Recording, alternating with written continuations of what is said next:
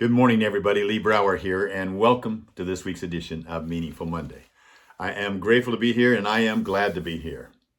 Raise your hand if you've ever set a goal. Keep your hand up if you've ever set a goal and didn't achieve it. Put your hand up again if you've ever set that same goal and didn't achieve it again.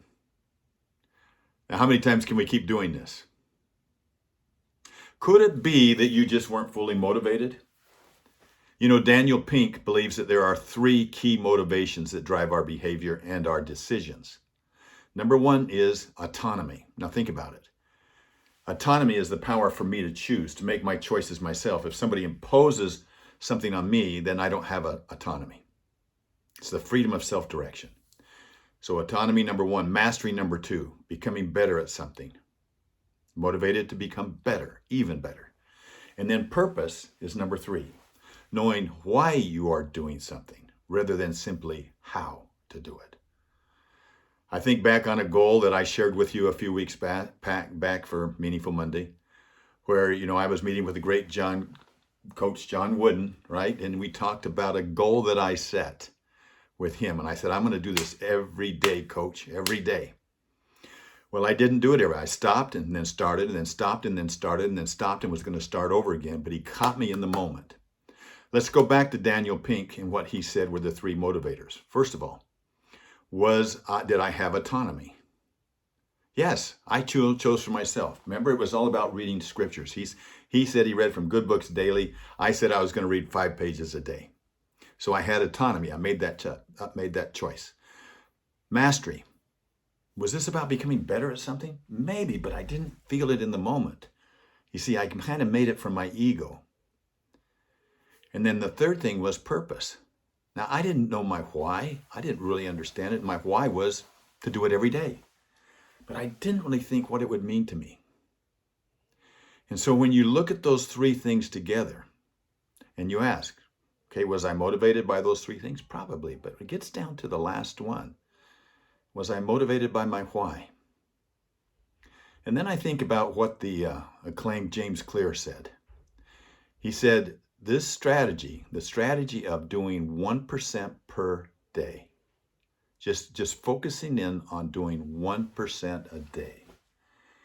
He maintains that habits are the compound interest of self-improvement.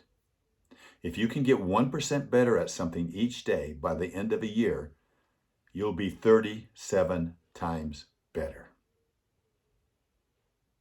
So could aggregating small but steady marginal gains in our lives finally be the way to victory, even over our most pesky shortcomings or our most aspirational goals? Small steps. Have you ever had a Pringle? Here we go. Opened up the can, tear that off. You with me? You've been there. What happens when you lift the lid? Oh yeah, that's a Pringle. And you reach in there and you take one out and you eat it. Wow. And then you take the lid, put it back on, put it away.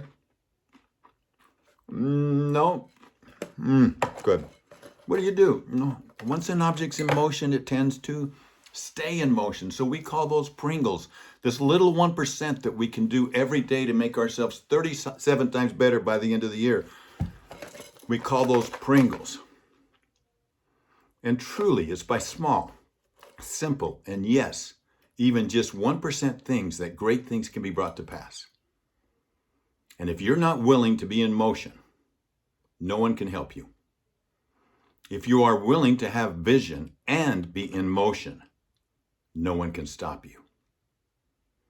Great question that Ben Hardy asked me once. It just rolls around in my head. Dr. Ben Hardy, the great author.